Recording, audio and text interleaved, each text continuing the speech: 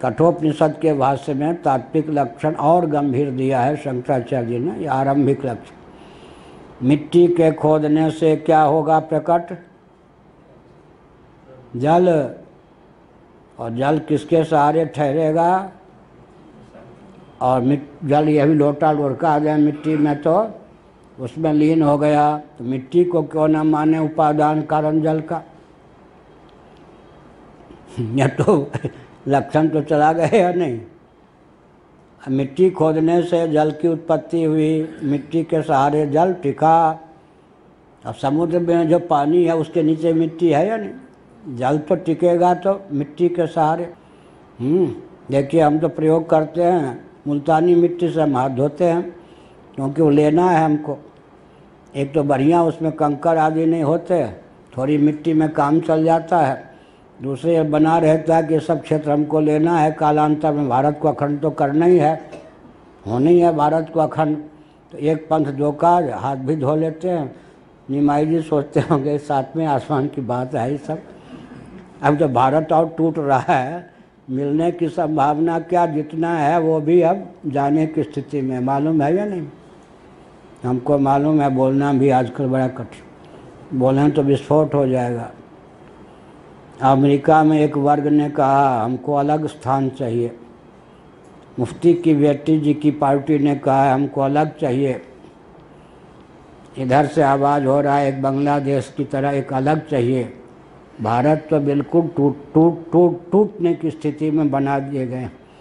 ऐसे ढंग से शासन किया गया कि अखंडता की ओर इनको बढ़ना था, भारत के विखंडन के कई कगार खड़े कर दिए गए।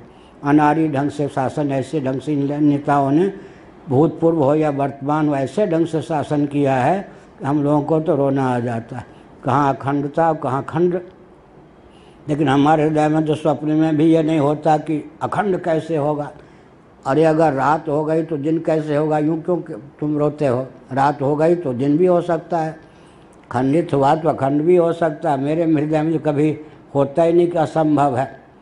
जिस काम में हाथ लगा उसी काम में हाथ में लगाता हूँ जिसमें मेरे हृदय में भाव ही नहीं आता कि असंभव है, और उसमें सफल भी होता हूँ। अब तक तो असफल किसी काम में हुआ नहीं, क्योंकि उस काम में हाथ ही नहीं लगाता जिसमें लगे कि असंभव है। और असंभव को जो संभव कर दे उसी का नाम तो स्वस्थ क्रांति है या नहीं? ये हिरण्यकशिपु के शासन को चुनौती देना औरों के लिए असंभव था, तो नारद जी के लिए थोड़े असंभव था। अब देख के सफल हुए या नहीं उसी के बेटे को? भृगु जी के लिए बेन के शासन को चुनौती देकर रसातल में पहुंचाना असंभव था कि औरों के लिए असंभव था क्या? और वशिष्ठ जी के लिए, विश्वामित्र जी के लिए रावण के शासन को रसातल में पहुंचाना असंभव था क्या? उनके लिए संभव था, औरों के लिए असंभव था। कंस दुर्योधन के शासन को रसातल में पहुंचाना क्या व्यास जी के लिए, मैत्रेय जी के लिए असंभव था? नारद जी की सर्वत्र भूमिका रहती है। और शंकराचार्य जी के लिए बौद्धों के शासन को रसातल में पहुंचाना असंभव था क्या? कुमारिल भट्ट और शंकराचार्य ने संभव कर दिया। चंद्रगुप्त को आगे करके चाणक्य ने कुछ संभव कर दिया। नवरत्नों ने विक्रमादित्य को आगे करके बहुत बढ़िया राज्य दे दिया। समर्थ रामदास जी ने शिवाजी को आगे करके।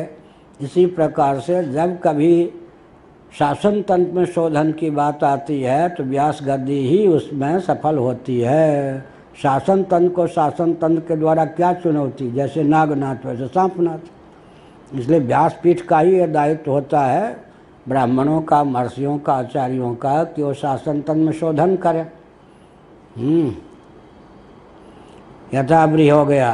साक्षात इति च उपादानांतरानुपादानम दर्शयत आकाशादेव इति। साक्षात ही आकाशात एव, साक्षात वहाँ हुआ, ये भी नहीं कि परंपरा से। क्या? साक्षात आकाश से ही, आकाशादेव कहने से साक्षात का ग्रहण हुआ या नहीं? सर्वाणि हवाईवान भूतानि आकाशात एव समुत्पद्यन्ते। अन्य का तिरस्कार, व्यवच्छेद कर दिया, किसी और से नहीं।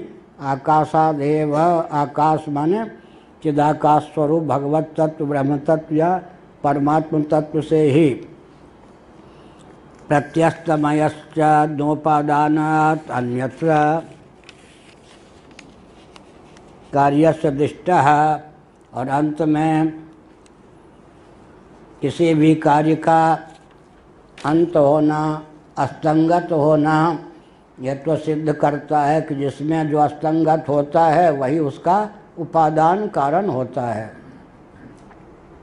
तो मैंने क्या कहा था कि यहाँ तो लक्षण चला गया मिट्टी में, धरती में, जल के उपादान कारण का, इसलिए इससे भी सूक्ष्म रहस्य क्या है? सन्निकट निर्विशेष। कार्य का लक्षण क्या है? सन्निकट सविशेष। कारण का लक्षण क्या है? सन्निकट निर्विशेष। पृथ्वी का कारण जल ही क्यों हो सकता है? एक गुण कम है। कम ये न्यूनता का द्योतक यहाँ या उत्कर्ष का?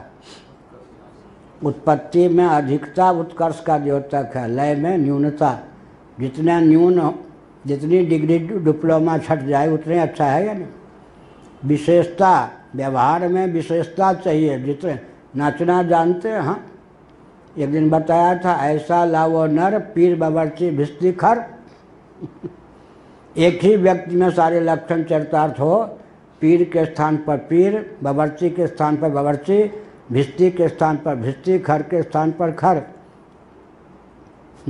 ब्राह्मण में सारा लक्षण पहले चरितार्थ होता था एकदम। भार भी ढो लिया, भोजन भी बना लिया, फूंक भी मार दिया, पीर का भी काम कर दिया। एक धोती में 10 किलो गेहूँ, बाजार से सब्जी भी ले आए ऐसे टांग के पंडित जी। सारा काम श्रमजीवी भी, बुद्धिजीवी भी, पराकाष्ठा के, पीर बवर्ची। इसलिए व्यवहार में नचना जानते हैं निकेश जी? हाँ, आपके माता जी सब चली गई क्या? हैं?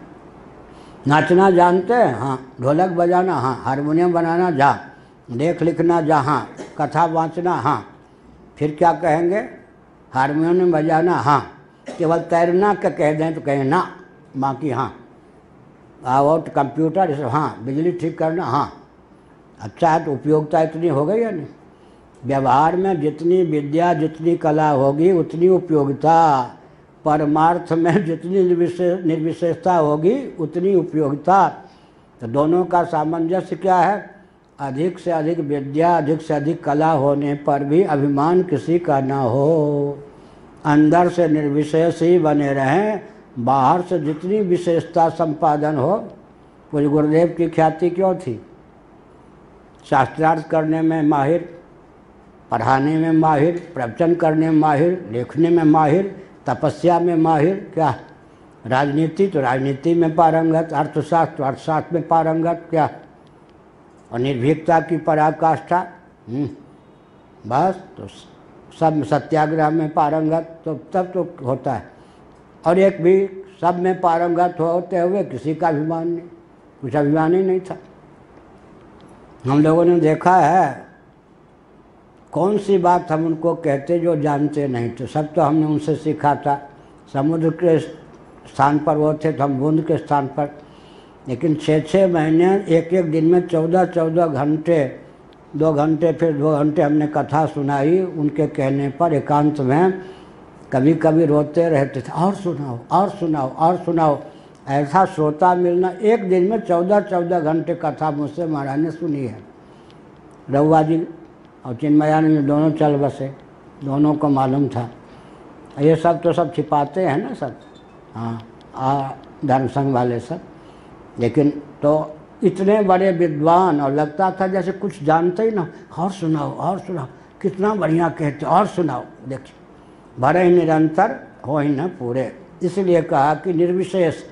तो यहाँ क्या है? आकाश से ये सब प्राणी उत्पन्न होते हैं, पदार्थ भी आकाश में स्थित रहते हैं, आकाश में विलीन हो जाते हैं।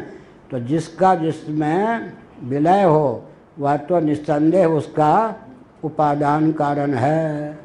तो भगवान जगत के उपादान कारण भी। आकाशादि ब्रह्मण एव इत्यर्थः। यहाँ आकाश का अर्थ कोई भूताकाश न समझ ले, इसलिए भामतीकार वाचस्पति में जी ने कहा आकाश से ही, ब्रह्म से ही।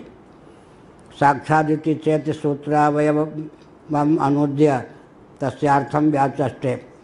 सूत्र के अवयव को एवकार के आधार पर कहा साक्षात ब्रह्म से ही ये भी नहीं किसी और से। अब अर्थ की व्याख्या करते हैं। आकाशा देव, यह भाष्य की पंक्ति है। आकाश से ही माने परमात्मा से ही। इति श्रुति ब्रह्मणो जगद उपादानत्वम अवधारयन्ति उपादानांतरा भावम साक्षादेव दर्शयति।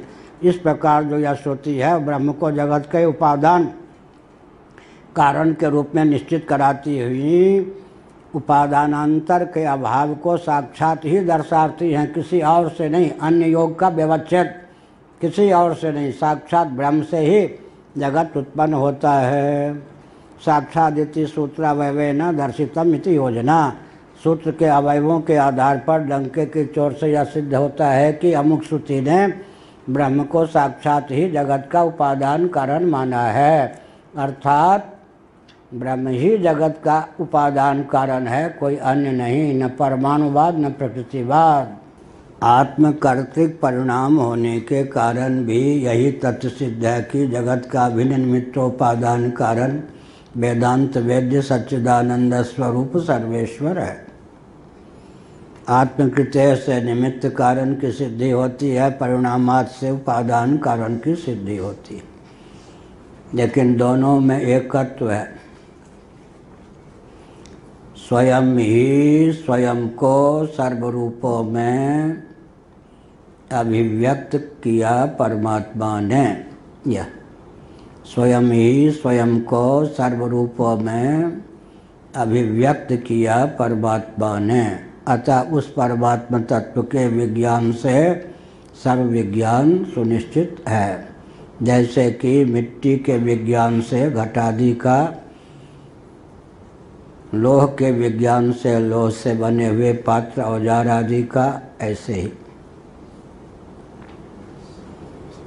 इतश्च प्रकृतिर्ब्रह्मा,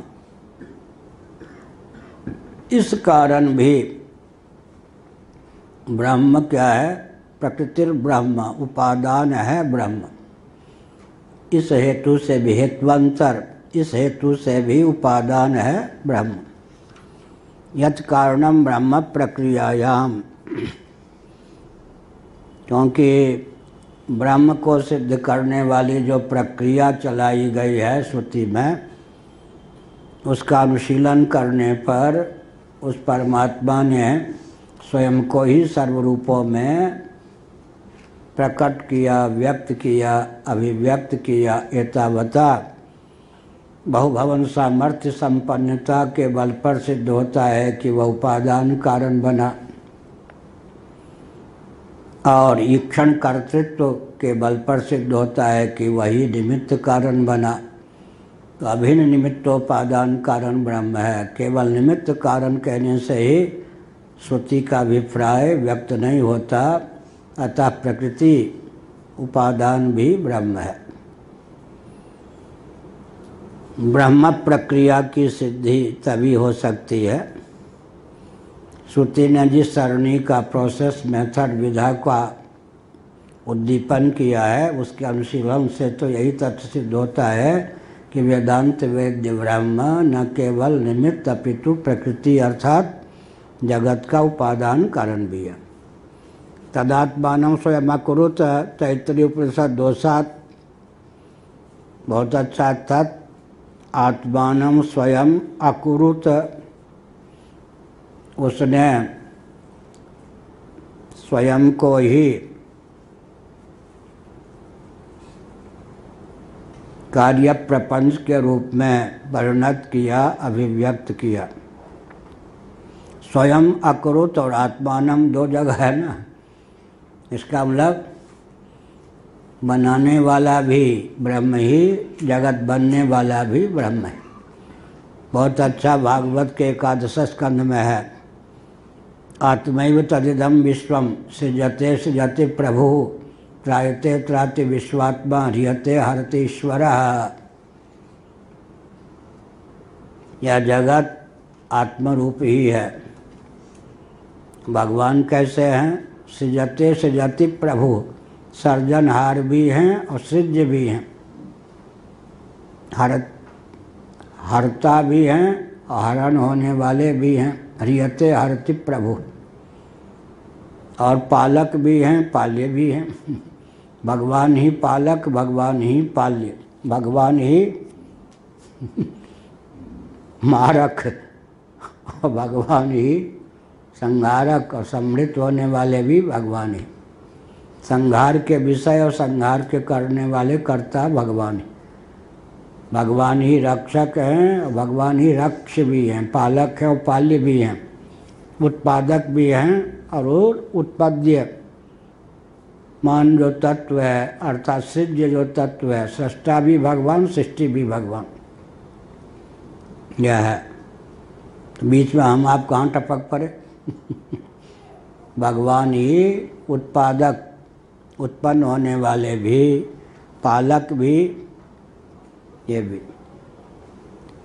इति आत्मानः कर्मत्वं च दर्शयति, कर्तृत्व ही नहीं बल्कि कर्मत्व भी, वही कर्ता वही कर्म, वही गंता वही गम्य भी। बहुत बढ़िया है। गंता और गम्य की एक रूपता सिद्ध हो जाए तो गमनक क्रिया की क्या स्थिति होगी? जहाँ गमन करना है वो गम्य, गंतव्य, और गंता जो गमन करने वाला है, दोनों की एक रूपता सिद्ध हो जाए तो गमनक क्रिया की आवश्यकता रहेगी या नहीं? नहीं रहेगी ना, या रहेगी? बड़ी गाथा है। भगवान सृष्टि बनाने वाले भी और बनने वाले भी। तो सृष्टि बनाने की जो प्रक्रिया होगी वो मायिक होगी या नहीं? अब वास्तविक तो हो ही नहीं सकती। वास्तविक क्यों नहीं होगी? एकमेक तराभावे यदा नोपलभामहे तृतयम तत्र यो वेदा स आत्मा स्वाश्रयाश्रयः। त्रिपुटी का स्वभाव है कि एक के खिसक जाने पर शेष दो की सिद्धि नहीं होती। क्या? तीन में से एक के खिसक जाने पर शेष दो की सिद्धि नहीं होगी। घट क्या है? ये है। मैं कौन हो गया? ज्ञाता, और जानकारी का नाम ज्ञान। घट को खिसका दे हैं तो घटक ज्ञान की सिद्धि होगी, और हमारा नाम घटज्ञ, घट का दृष्टा होगा नहीं। त्रिपुटी अन्योन्य सापेक्ष है। भागवत दूसरा स्कंध अंतिम अध्याय 9वां श्लोक होगा। एकमेक तराभावे यदा नोपलभामहे तृतयम तत्र यो वेदा स आत्मा स्वाश्रयाश्रयः। अर्थ भी इसका बहुत कठिन है। त्रिपुटी में कोई एक का भी अभाव हो जाए, खिसक जाए तो शेष दो की सिद्धि नहीं होती। तो फिर शून्यवाद की सिद्धि हो जाएगी, तीनों खत्म। तो फिर क्या उत्तर दिया? इसका उदाहरण कहाँ है? इसका उदाहरण है 12वें स्कंध में। 12वें स्कंध में क्या है उदाहरण? उसमें दिया गया कि रूप, नेत्र और दीपक, दीपक के स्थान पर मैं बोल देता हूँ सूर्य, बात एक ही है। हम बोलते हैं सूर्य, वहाँ दीपक उदाहरण दिया। तेज एक वस्तु ले लीजिए, क्या है ना? तेज, तेज, तेज तत्व, तेज। वो तीन रूपों में दिखाई पड़ता है। अधिभूत रूप, रूप जो है तेजस है या नहीं? तेजोनिष्ठ गुण विशेष नीलपीत श्वेतादि होते या नहीं? और वेदांत न्याय और वैशेषिक प्रस्थान के अनुसार नेत्र भी तेजस हैं या नहीं? तेजस हैं। अगर तेजस ना होते तो रूप का ग्रहण कैसे करते? तेज का गुण रूप है ना। सूर्य तो तेजस है ही। अधिभूत हो गया कौन? रूप। अध्यात्म कौन? नेत्र। अधिदैव कौन? सूर्य।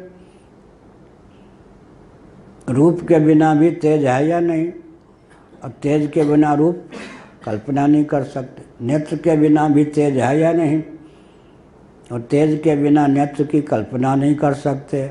सूर्य के बिना भी तेज है या नहीं? सूर्य के बिना तेज की कल्पना नहीं कर सकते। जैसे एक ही तेज जितनी इंद्रियां हैं सबको लेकर एक एक तृप्ति बनती है, लेकिन हमने समय बचाने के लिए कहा श्रीमद् भागवत के 12 स्कंद के अनुसार क्या तेज एक है, लेकिन व्यवहार में उसकी अधिभूत, अध्यात्म, अधिदेव 3 रूपों में अभिव्यक्ति होती है।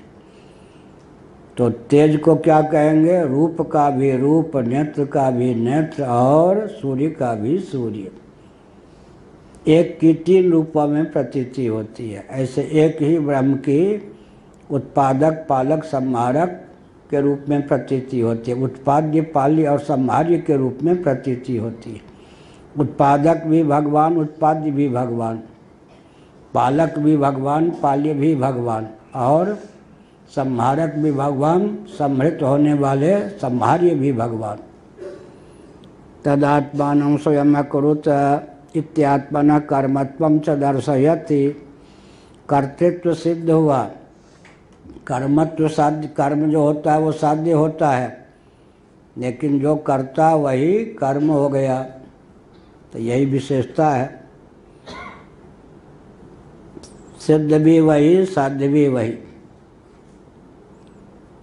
कर्ता को जो अत्यंत अभीष्ट हो उसका नाम कर्म होता है व्याकरण के अनुसार।